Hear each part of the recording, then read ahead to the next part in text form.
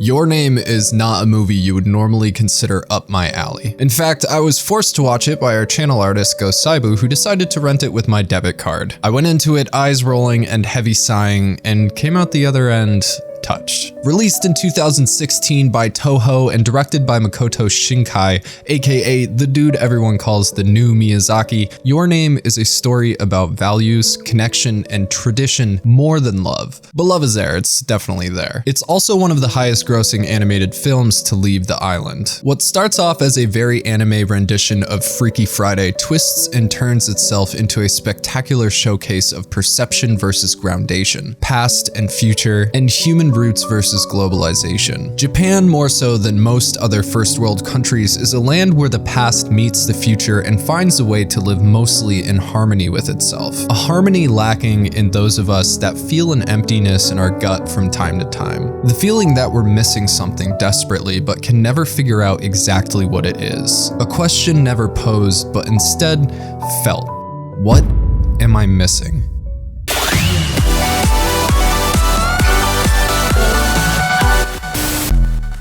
Hello, this is Salesman Mike here. I would like to let you know that Bonsai Pop has brand new merch over at thepixelempire.com. If you would like to look hella fly like this fine individual in front of you, then you should go to thepixelempire.com/bonsaipop and pick up one of our shirts, hoodies, tees, or tanks. Make sure to use code BonsaiPop at checkout for 10% off your purchase. Now back to our regularly scheduled programming. A comet streaks over Japan, and two high school kids miles apart look up at the same time to watch as pieces of it break off, creating a celestial showcase unseen for thousands of years. In Tokyo, a boy named Taki, and in a small town in the Hida prefecture, a girl named Mitsuha. I'm not going to get into the intricacies of the animation, but let this scene and the rest of the video speak for itself. Your Name is beautiful, and we'll leave it at that. After what I originally found as a goofy, bumbling OP, Taki awakens in a body not his own, which he discovers by fondling his new boobalas in a very relatable way. This body is Mitsuha's, who seems to have reclaimed it by the next day with no recollection of Taki's, for lack of a better term, possession. She does admit that she's been having some weird dreams about another life recently, but they're hazy and she can't remember them well. Turns out these dreams weren't really dreams. Whoa. And she's also been spending time in Taki's body in Tokyo while he was in Itomori as Mitsuha. So quirky, so teeny. The distinction of these characters' lives is immediately drawn. Itomori is nestled in the mountains of Hida on a large lake created by a meteor thousands of years ago. Mitsuha lives with her grandmother and her little sister. Her family owns the local Shinto shrine. There's an emphasis on nature in her surroundings. A brook runs directly under her home, and her family still practices ancient traditions. The Shinto religion is fascinating. It doesn't have a ton of rules. It doesn't have a specific scripture. How it's practiced is regional and variant. It's the kind of practice I can get behind because of its general lack of hate and reverence towards the spirit of the natural. In its most basic sense, Shinto is the worship of Kami. In English, we relate Kami to gods, but that's simply because we don't have a word to depict the Kami themselves. Just like the Japanese word Meian means light and dark, we just don't have the word, which means we don't have the concept. However, as we can see with Taki, modern life has very little room for appreciation of nature, aka the worship of Kami. In the city, life moves fast, money exchanges hands, culture is blended, tradition is lost, people become cogs in a machine and feed the fire of progression. However, underneath the concrete remains the land to which we're born and bound, which is a tie not so easily undone by simply ignoring it. As one of her practices, Mitsuha creates traditional Japanese braided cords using the kumihimo style. Braids are 7 times stronger than a regular textile, and the way of creating intricate and strong cords cannot be mechanized, so it maintains its roots as a therapeutic human art. Listen to the thread's voice. When you twine it round and round like this, feeling will start flowing between you and the thread. Etched within our braided cords is 1,000 years of Itomori's history. When focused completely on an action, people lose sight of themselves. Have you ever gotten home from a car ride and forgot how you got there. That's the feeling of acting naturally without thoughts of yourself, being in the moment. What Mitsuha's grandmother is saying is that the threads they bind hold this kind of energy, the feelings and thoughts which flow out through meditation. Despite the written history of their traditions being burned away hundreds of years ago, the Miyamoto family maintains these traditions in respect to their beneficence. As Taki and Mitsuha swap bodies, they begin to communicate through notes and text, becoming more and more intertwined in each other's lives, their souls crisscrossing back and forth, braiding a cord. Now, most things can be kami and are worshipped as such, from a river to a person to possibly something as benign as a sword or even a toothbrush. Braids are tied around some kami to mark them as sacred. Kami exist and inhabit as spirit, generally of nature, so many things can have kami nature, thus making them revered as kami.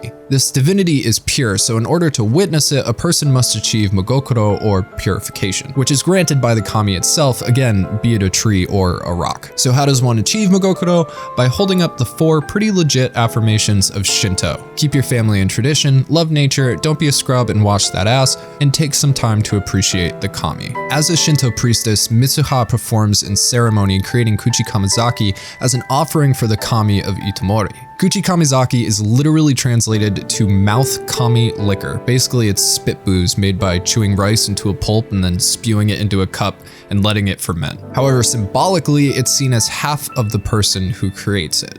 But it is Taki who travels with Mitsuha's grandmother and sister in Mitsuha's body to make the offering at the sacred relic of the Miyamoto, the Musubi shrine, which resides on top of a mountain and, according to their grandmother, the netherworld. In order to return from there, a person must leave behind what is most important to them, and in this case, the Kuchi Kamizaki is used, and the music swells. Musubi is the local deity. Its name means union. Tying strings together is a union. Connecting to people is a union, and the flow of time is a union. These are all parts of Musubi's power. The Miyamoto braided cords are tied to that, a skill from God. They represent time itself. They assemble and take shape, twist and tangle, unravel now and then, break and reconnect. That's what a union is, what time is. When something becomes a part of a person, it joins their soul. The offering is used to connect the kami with the people. On the way back down the mountain, Taki is thrust from Mitsuha's body and he awakes in tears. And this is where I'm gonna mark spoilers. So if you haven't seen the movie yet, check it out and come back, or get spoiled, do you? Now in the beginning, I mentioned a feeling. Have you ever felt like something was missing? Like there's a hole in your gut, like you're hungry, but you don't know what it is you need to fill that hole. I honestly feel that way a lot. I think a lot of people do. Usually I try to fill it with a video game or maybe buying something off Amazon. I would say some people use drugs, others food or sex, you name it. But the gnawing emptiness always comes back, doesn't it? The feeling of missing something. When Taki wakes up, he and Mitsuha never swap again. That night, Mitsuha watches the comet streak across the sky like in the beginning. Taki's texts to her stop going through, his phone calls don't work, and he has no idea how to find Mitsuha. All he has is a sketch he made of her town. Finally giving in, he sets out to find her, only to find out that Itomori was destroyed by a fragment of the comet that passed 3 years ago. Mitsuha and everybody else he knew from the town were dead and had been dead for 3 years. All the while, every trace of Mitsuha begins to fade from Taki's memory as he races up the mountain to Musubi's shrine. At the summit, he descends into the crater valley and into the shrine where he partakes of the Kuchi Kamizaki he brought there in Mitsuha's body 3 years prior. So not only were Taki and Mitsuha's souls transcending space, but they were transcending time as well, going back and forth 3 years each switch. When Taki left the Kuchi Kamizaki in the shrine, it was his soul leaving his most important possession, half of Mitsuha. By returning to that shrine and drinking it, he's taking his offering back, and he then transcends into the realm of the divine, the nether realm, seeing Mitsuha's entire life play out before him before landing in her body on the day of the meteor strike. Meanwhile, Mitsuha finds herself in the future again, trapped in Taki's body alone at the shrine. It's only after leaving and seeing the town, which is now an extension of what was once a lake, does she realize she's dead. Back in the past, Taki scrambles to get an evacuation evacuation together but hits a roadblock with Mitsuha's estranged father.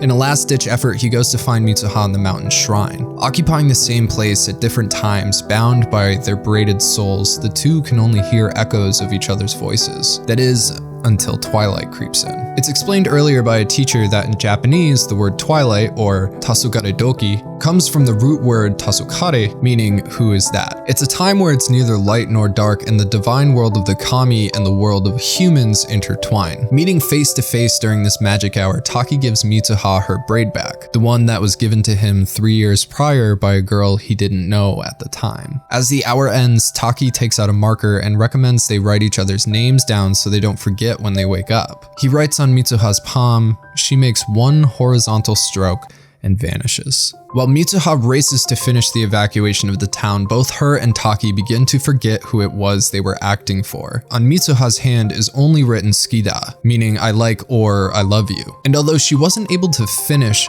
Mitsuha's name in hiragana, or the phonetic Japanese lettering system, starts with a downstroke. Skida begins with a horizontal one. There's a frenetic stress to the last quarter of the film as the two race against the clock and expectation in order to save the town from a catastrophe that had already happened in Taki's timeline. After their parting on top of the mountain, Taki and Mitsuha forget each other's names, but not the feeling of missing something, a desire to fill an emptiness inside them. That there was something important they have to find, something they cared about very much, but they just can't remember what it was. And without going into it directly, the movie does end happily, but still on a cliffhanger like you would expect from a Miyazaki type film. Mitsuha did manage to rescue the town. All she had to do was give up her most treasured possessions, her memories of Taki. The same thing Taki did by writing I love you instead of his name on her palm. Whether consciously or subconsciously, the two parted with the memories of each other, their most prized possessions, and made their way back from the nether realm on top of that mountain by the Musubi shrine. However, the most important message is what we're left with afterwards. Nature, time, fate, and ties. Now, I grew up in the woods mostly. For a time, I even lived in the mountains, and most people think Massachusetts and immediately think Boston, but Boston has always been hours away from me. Geographically minuscule compared to most cities, and especially so considering the rest of New England as a whole. For the majority of the areas I've lived in out here, time more or less stands still. When I was in the mountains, it was even more so. I have a connection to this land my ancestors ran into by accident and just never left. The farther away from modernization, the more free and magical the wilderness can be. Out here, you're never more than a stone's throw away from a farm or a sugar shack or hell, even a moose. It's one of the oldest parts of the country and has more or less stayed that way. But I'm always torn. A sense of adventure drives me to leave, but there's a reason you always know when someone is from New England. It's a harsh environment, but something sick inside us loves it. It's quaint, uncomplicated, and boring, but it's beautiful. It's a union. As we work through our lives, there are always inexplicable things that drag us this way and that. The more we get involved, the more strings are added to our braids and the stronger they become. Your Name focuses on the idea of love, but there's many different kinds of love and many forces out there that are just as compelling. I've never been one to buy into spiritualism, but I do think it's funny how the less complicated people's lives are, the happier they seem to be. Usually people with uncomplicated lives live in harmony with nature, surrounded by people they're very close with. Perhaps this emptiness we feel so often inside us is a longing for nature or a loneliness we've created in our lives by disconnecting with it. I don't necessarily know about the Commie, but it's hard to deny that there is a spirit and beauty in unspoiled land and clean rivers, fresh snow, green hills. I often wonder how it was that the small intricacies in my life brought me to exactly where I am right now, a million miles away from where the me of the past expected to be. How inexplicable ties pulled me towards people I never would have expected to meet or know, and how it changed the course I thought I was on. So next time you feel that pit in your stomach, maybe think about why it plagues you instead of trying to fill it with something else. Remember, the umbilical was nothing but a cord as well. Do you think it's a coincidence that this gnawing sensation comes from the origin of our first tie to this world? I don't know. You let me know in the comments. You know, after over a month, it feels really good to get back and just relax and do a movie again. Your Name is something that has been recommended to me over and over again, but it was just one of those things that like, it just looked so dumb that I never took the time to get into it until I was literally forced to, but I'm very, very glad that I did, and I'm really glad that I could share my thoughts on it with you guys. And if you have more movies that you would like to see us cover specifically, let us know in the comments below, along with your thoughts about what I was talking about earlier in the video. We got brand new merch. It's very cool. We made it ourselves. Pixel Empire helped us out, so you should go over and you should pick one up because they're not that expensive, and we got a great discount code. So check out our links in the description for the pixelempire.com/bonsaipop. Our lucky patron of the week is Alec House. Bro, thank you. Seriously, Patreon has just been a lifesaver this month. If you like this kind of content, this is what we do. So subscribe to Bonsai Pop, hit the bell so you get notified when we put out new videos. Anyway, guys, my name is Mike. This is Bonsai Pop. Make sure that you follow us on Twitter and Instagram down below. That is at bonsai_pop on both of those. We have at least one more video coming out for you before January 1st. I'm very excited to see you there. And until next time, thanks. Bye.